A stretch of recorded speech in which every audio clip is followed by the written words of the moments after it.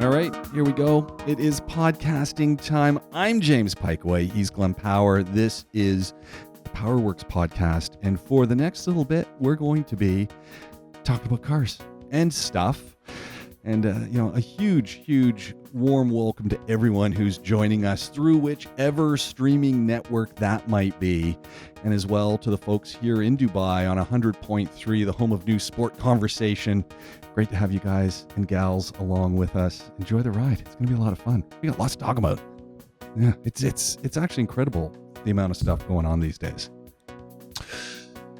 To say that we've had 4 years of COVID recovery. I think we've recovered. I honestly can say from the driving that I've been doing, and this is worldwide, because if we even talk about Canada, we talk about Ottawa, the federal government is mandating workers back to work 3 days a week now. Roads are busy. Traffic is busy globally. I think the COVID recovery has happened. Yeah, but the trade seems to be lagging behind. I mean, from a manufacturer point of view, it seems to be lagging behind. And well, look at what's happened to VW. When VW, we've been there with the American General Motors, Ford, Chrysler, all the problems in 2008, and was it General Motors that got the government money? It's not going to happen, I don't think, in Germany with VW. But VW, when it comes to European car manufacturers, are the biggest one. Think of all the brands that they manufacture and the problems that they're having. Talking about factory closures, they're doing away with certain workers' rights. It's streamlining time. I think what's happening is a lot of organizations got bloated. They might not have updated their manufacturing process, and with global economies doing what they're doing, there's a lot of looking around. And you know what? It doesn't happen with it. It doesn't hurt that all of this technology and technological development is happening. It is causing people to have to rethink what their careers are. Yeah. Is it a bit of a... is it a reaction to what might happen, or is it a delayed reaction to what had happened a few years ago? I think it's both. I think we're at the nexus of this is what happened, and things are coming. We need to be thinking, down the road. Yeah, but to put it into perspective, we've all heard, everyone knows VW's history, and for 100 years, pretty much, they've never, ever, ever closed a factory in Germany, even through 2008. Even, I worked for VW at that time, and it wasn't great. But I remember 2008, December, getting told what was going to happen to us. We weren't getting a Christmas bonus. We weren't having a Christmas party. We weren't having this. We weren't having that. We were going to go on 4 days a week and all this.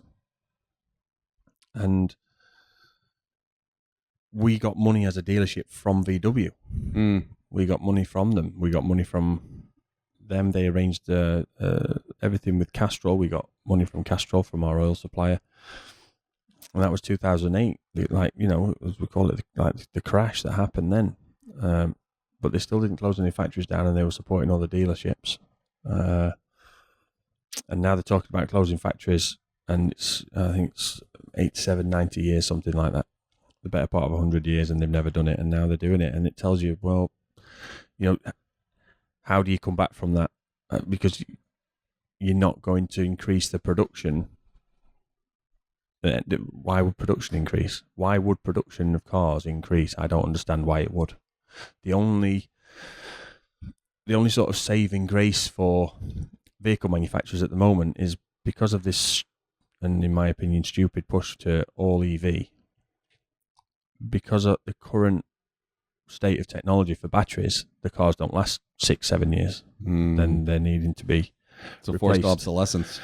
Whereas, if you've got a Golf GTI from 10 years ago, it's fine. Okay, you need some work doing to it, but you can do the work. If you get the Golf GTI of the next generation, that's going to be a fully electric version, 5, 6, 7 years time, you're going to have to say goodbye to it, and pay a hefty price for recycling it, and then what? So that may be what saves them, because people will replace their cars quicker, so they'll have to build more. But I don't think, we spoke about this before, I don't think it's aspirational to own a car anymore. I genuinely don't think that. We might be entering the era of the decline of the automobile. Yeah, I think so. I think it, and look, it doesn't hurt the industry. Well, it doesn't help the industry. It hurts the industry. It doesn't help the industry that China is ramping up its automobile production. It's ramping up its EV production and flooding the markets. Yeah, depending on which government you believe, who's talking about that. But it definitely, there are a lot of Chinese cars coming onto the market. If the unscientific barometer of looking around here in the UAE is anything to go by, electric vehicles from China are everywhere, and they are plentiful, and they're plentiful to the detriment of anyone who's looking at main brand automakers' vehicles. Yeah, I think one of the things, particularly for yourself in Canada, James, and also here in the UAE, I think if we end up with President Trump and all of the tariffs stay and increase on the Chinese imported goods, they're not going to be able to sell those cars in America. That's a huge market, and I think they'll naturally go Canada. And I think Canada's got 100% tariff on Chinese cars. And they've got it essentially. I think, one, they're concerned about domestic markets, but two, they're the North American market with Mexico, United States, Canada. Yeah, the triumvirate. They've got to be lockstep. So they're all looking at their shared manufacturing process in the automotive industry and saying, do you see Justin Trudeau and Donald Trump getting along on that decision for that free trade agreement though? Yeah. Like that's that especially for like the Auto Workers Union in America, these sort of things, they can make or break. And I think if everybody can pay attention to the fact that China has almost no regulation, and at least non-enforced regulation on manufacturing a car, they're a massive advantage, and they're pumping out. I mean, you look around, every billboard, every showroom, everything here is Chinese cars. Huge. BYD's got a huge showroom. GMC's got a huge showroom. They were like a principal sponsor, and this is wild. So in Germany, sorry, I said GMC. It's GWC. GWC, but it looks like GMC. Yeah. But again, a Chinese automaker. Yeah, but in Germany, so ironic with what we've mentioned at the start of this, in Germany they held the European football or soccer championships in the summer. The principal sponsor of that tournament in Germany was BYD. Same. There you go. And nothing from Mercedes, VW, BMW. Build your dream. Nothing. They were representing a Chinese, and I'm all for, a bit of free trade and this, that, and, but it's got to be fair as well. And also, where's you've almost lost the sovereignty over it. If VW are going to potentially close factories, and I think some of the jobs on the last agreement was guaranteed till 2029 or whatever it was, and they're now saying they're going to renege on that because they can't afford to keep people on. But you're going to take the money from a Chinese manufacturer of cars, of automobiles, to sponsor a tournament that's in your country while the world's watching. Yeah. It's just something not cool about that. And it's not about being, an isolationist or anything like that. That China can do a lot for the world and does do a lot for the world. Look around, everything. 80% of the stuff in this office probably got put together in China at least, or has parts that were made in China. So that's great, but you've really got to be in a situation where you can make your own stuff. And I think in the case of Germany with VW, at least the capability is there and the markets are there. Other parts of the world, like Canada, a lot of Honda is there, Toyota is there, GM is there, but it's dwindling. U.S., again, markets, they're building. All the big car makers are there, they're building, but constantly hear about issues with the unions, and we just went through one of those last year. Yeah. So they're fighting. They're fighting to keep those industries alive. And I just don't see that the problem for me is this is such a drop off that I don't see how you bring it back. And also because a lot of these publicly traded companies, like, you know, you look into things like the stock market. So the American stock market is crazy, doing really well. But when you actually look why, it's because they've made cost cuts. All of the top companies have cost cut. They've reduced cost to increase profit. That's all the stock market's based on, the profit at the end of the day. So they're not making more money or making more produce to make more profit. They're making cuts to office space because people aren't working in an office anymore. They're making cuts to staff. They're making cuts to allowances and salaries, benefits, all on the chopping block. So all these things are going. So the cost is being ripped out of the business, and the profit therefore is going high. So that increases the share price. But realistically, at some point, you know, things are good now because of 4 years ago they were really bad, and it's a bit of a rebound. But it was so bad that it looks okay now. But I think, you know, that this VW is a sign of things to come, and the motor industry is really, really primed for this to be widespread. And if it starts at VW, I mean, you only have to think, if it gets to General Motors again, they're not going to get another bailout. No. If it goes to Toyota, you know, then what? You've got your three big guys. I guess it's also time to be looking at Japan, see what Japan's doing, and you know, there's the problem with inflation. Yeah, Japan have got an aging population. They're negative on the population at the moment. They're having less babies than people are dying. Like, what's that? Who's going to build the cars? So it's a big concern. And I was watching the last Grand Tour the other day with Jeremy Clarkson and Richard Hammond and James May, and they were talking about they basically take three cars they've always wanted to own on a trip, and they're talking about why they pick the cars, and the common theme was, my dad had one. Or we used to see one on the street and we'd all sort of stop and look at it when we walk past.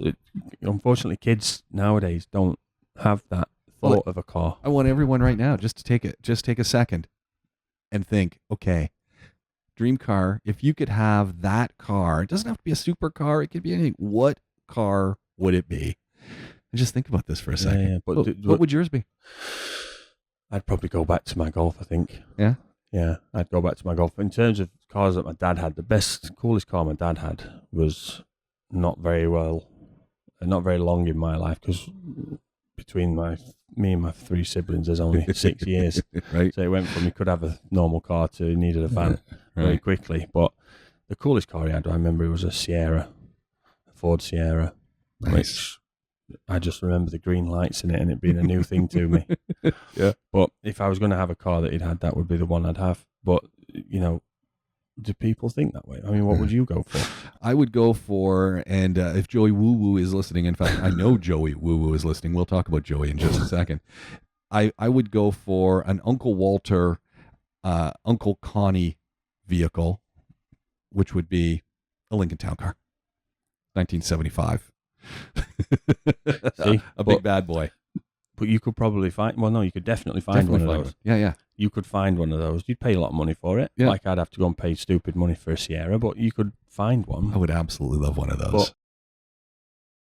But if maybe a bit different for my kids because they're around the workshop and stuff, but children in their class that walk to school, that go past people's houses, they've got Teslas on and this, that, and the other, they might say, in 25, 30 years' time, they're not going to say, I want a Tesla, because they're probably not going to be making them. They'll be making them on Mars, but also they're all going to be recycled. Yeah. So there doesn't seem to be any emotional attachment or any kind of connection to a car anymore, and it's all been done through guilt. It's all climate guilt. Yeah. That's all it is. And I don't understand it fully because, you know, take Tesla as the example. If you go to California, there's a lot of them there. Of course there is a lot there. Those in Priuses. You know, all those people in California that are super, super climate conscious, right? and the climate argument's a different thing, but they're all super climate conscious. Whether they're right or wrong, they are. But California closed its nuclear plants down. So the only energy it gets is from, I think it's Idaho or somewhere, and it comes on a cable, and it's from a coal-fired electricity plant. So all these Teslas in California are being powered by electricity from a coal plant. Yeah. And like, what? Yeah. It's crazy. I don't... and nobody's going to have any connection. There's no reason. A car that you know is going to be of no use or not anywhere near the same capabilities as now as it will be in 7 years. What's the purpose of maintaining it? Yeah. No, this is the challenge. What is the reason to maintain it? And you take the sort of Cybertruck now, which is completely fly-by-wire steering. What is there to maintain? Brakes and tires. Hold on. It gets better. Cybertruck. China. Dongfeng. The Dongfeng Automotive Manufacturing Company, which apparently is like the number one Chinese manufacturing company of automobiles. They were at the I'm not even going to say which Chinese city auto show it was because I don't remember, but it's probably in the notes here.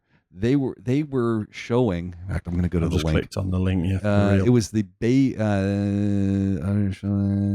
one of China's largest automakers has revealed its somewhat familiar-looking 2024 concept pickup truck at the Beijing Motor Show, and this thing looks like the Tesla Cybertruck, but maybe even better. And it is similar in shape to the Cybertruck. The Dongfeng takes one formula, swaps out the steel exterior for what looks like matte paint and plastic panel work, and has swapped out the hard edges of the Cybertruck for more traditional curvy panels. It even features reverse opening suicide rear doors, and the show car had a tent-fitted top popping off the rear, with also included science fiction looking wheel covers and more. And I gotta say, pretty sweet looking. if that's the kind of thing you like. I don't want one, but I thought, okay, this is pretty cool looking. But again, coming out of China, it's being made in their automotive manufacturing complex, which is finely tuned, and there we go. It's going to be on the streets. I've just noticed something because I've just clicked on the Google images because the Instagram link wouldn't load. I don't know what the hell that is underneath it. It looks like some kind of coupe SUV. But put side by side there, how do you get depth perception from a single light bar? Is that just a single light bar like the Cybertruck? It looks like it. I don't know. How do you know how close that is to you when you... Yeah. Never thought about it there, but you can see it on that. I'm having a lot of issues with light bars just on vehicles in general. The backup lights, the signal lights, and this has been a long going complaint. Anyone who's been listening to this podcast, and by the way, Glenn Powers here from Powerworks Garage. My name's James Pikeway. Anyone who's been listening to this for a while knows that I'm obsessed with the back side of vehicles and their lights and things. And again, I saw a Staria. That's the Hyundai electric van. I know it's kind of weird looking.